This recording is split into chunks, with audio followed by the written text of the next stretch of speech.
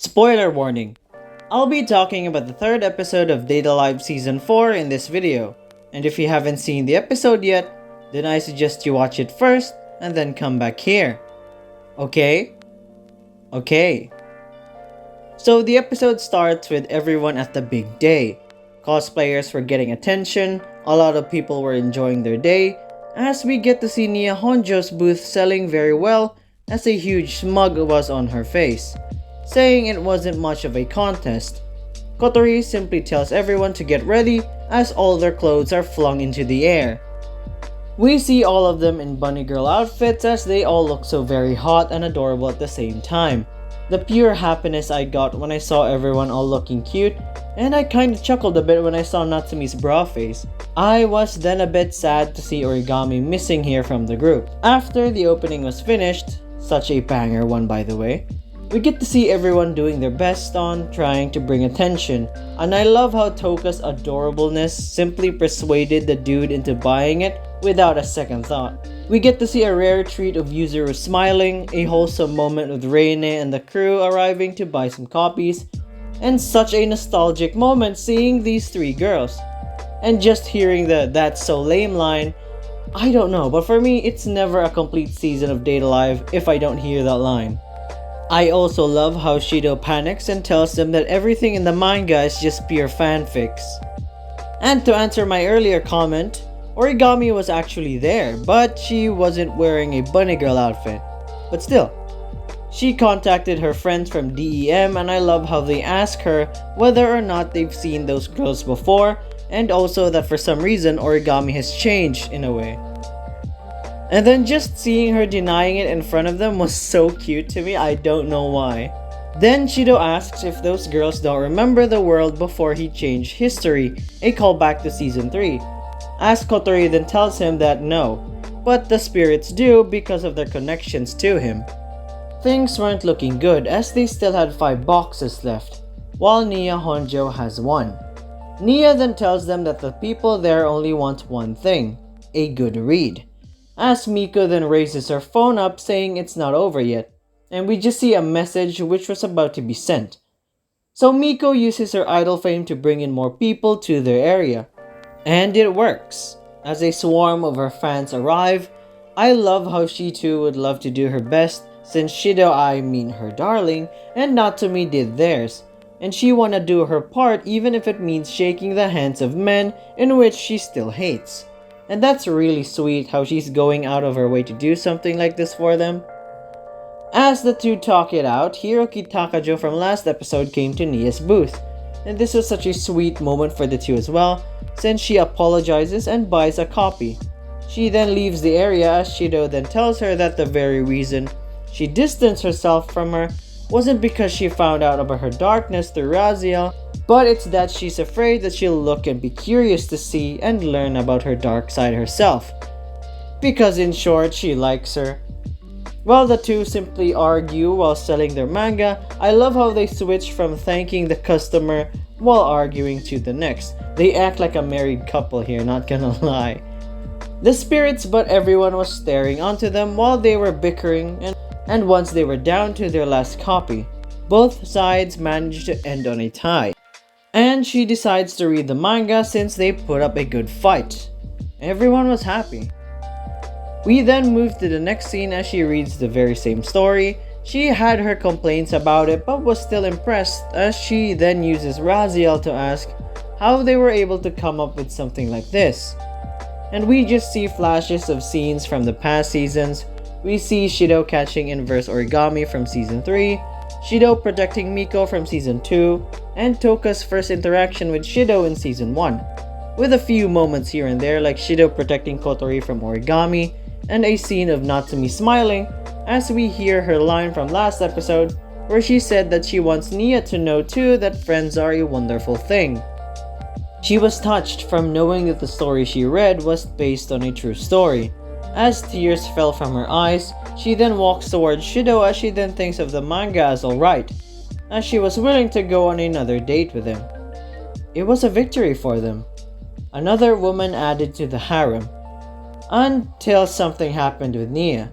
She was transforming into her inverse form.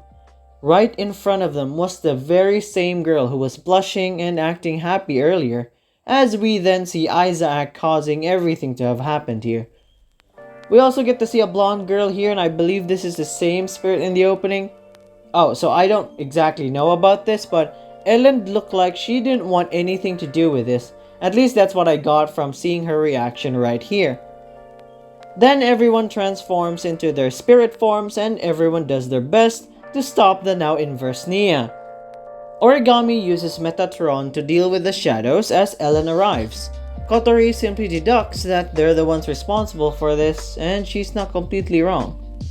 As Toka and Ellen battle it out, Kaguya, Yuzuru, and Miku were tasked to help Toka out in battling Ellen, while Natsumi, Yoshino, and Origami were tasked to help Shido. As everyone got their roles, both Shido and Kotori were standing still as what looks like Nia writing down the future. Yoshino uses Zadkiel to freeze all of the shadows, while Origami uses Metatron to shoot the frozen enemies down. Natsumi uses her power Haniel to turn their foes into leaves, as Nia then did an Uno reverse card by writing it down. Metatron fires on Origami, Yoshinon freezes herself, and Natsumi turns into a cute plushie. More shadows were approaching as Shido himself uses Zadkiel and froze the shadows. He then was able to break free since it wasn't written that Shido could use powers. I think. He summons Sandalphon and she freaks out even more. He then uses Miku's angel Gabrielle to call out her name, as she was able to regain conscience for a tiny bit, as the blonde girl from earlier arrives and immediately stabs her. So Origami then mentions the girl's name, and I think I am completely wrong. That's not the same spirit blonde girl from the opening. So she gets Nia Sephiroth as Isaac arrives and places the Sephiroth inside of him, and revealing that he too could do the very same thing Shido does, as he summons Beelzebub, and the same shadows from earlier arrived. As they were about to attack Shido and the others, Yuzuru, Kaguya, and Toka arrived just in time as Isaac then calls it a day. Now again we get to see Ellen's face here, and she really looks conflicted to me. It could just be my imagination, but that's what it looks like to me. Isaac mentions his plan to simply take everyone's Sephiroth one by one, and this just concerns me deeply. But I am also curious on what the others' inverse forms look like. So the bad guys disappear as Shido and the others surround the now unconscious Nia. Toka then says that she's still sensing her spirit power despite it being faint, as Kotori explains that just before she was stabbed, Shido pulled part of her consciousness back, thus making her not fully inverted anymore, and still has a fragment of her Sephira left in her body. Taking this opportunity, Shido then seals her as seconds later she wakes up. It was a sweet moment seeing everyone call out to Nia, as she then thanks Shido. So the episode then ends there. We also get an ending credit scene where Nia has recovered and thanks him for everything. She then says she wants to talk to Takajo.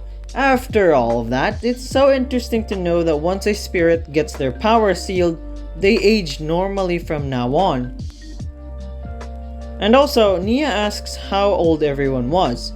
Kotori became a spirit 5 years ago, Miku turned a year ago, Origami turned recently, as Kaguya then says everyone are pure spirits. Yoshino, Kaguya, Yuzuru, Natsumi, and Toka are all pure spirits. Nia simply questions on the word pure spirits as she asks that all spirits used to be humans. As we then get a silent response from everyone, from Toka, Yoshino, Kaguya, and Yuzuru. Even Reine was shown here, and I just noticed Reine was even here! So this ending credit scene really made me wonder now, what are their backstories? Like for Toka, Yoshino, Natsumi, Kaguya, and Yuzuru, as Nia simply says that all spirits used to be human, or asks about it. Now because of that, I just want to know about their lives before they became spirits. And one question that also comes to my mind, since Shido was able to seal Nia, does that mean he also has Raziel? Or can he only use a small fraction of it? But anyways, this was a very fun episode for me. We get to see the girls wearing bunny girl outfits, we get to see everyone in action again, we get to see some familiar faces. I pretty much enjoy this one. So if I were to rate this episode, I would give it a 9 out of 10. The music is pretty good, pacing is fine. My only complaint was that we never got to see a fight scene between the spirits versus Ellen, like not even for a bit. I get that time was almost out, but at least give me a second or two of the other spirits battling Ellen. We couldn't even get to see Miku do anything during the fight. But there are still more episodes, so I just have to wait and see. More questions also came this episode. What are the others' backstories? How did they become spirits in the first place? I cannot wait for Data Life to tell me what happened to each and every one of them. And also, Reine being shown here and not Natsumi really piqued my interest here. Why Reine? She isn't a spirit, right? When Nia asks that spirit used to be human, we get shots of Toka, Yoshino, Kaguya, and Yuzuru, those who are said to be pure spirits. But we also get Reine. So could this mean she too is a spirit? We'll just have to find that out in the future. But that's all I have to say for today, and I'll be seeing you guys next time. See ya!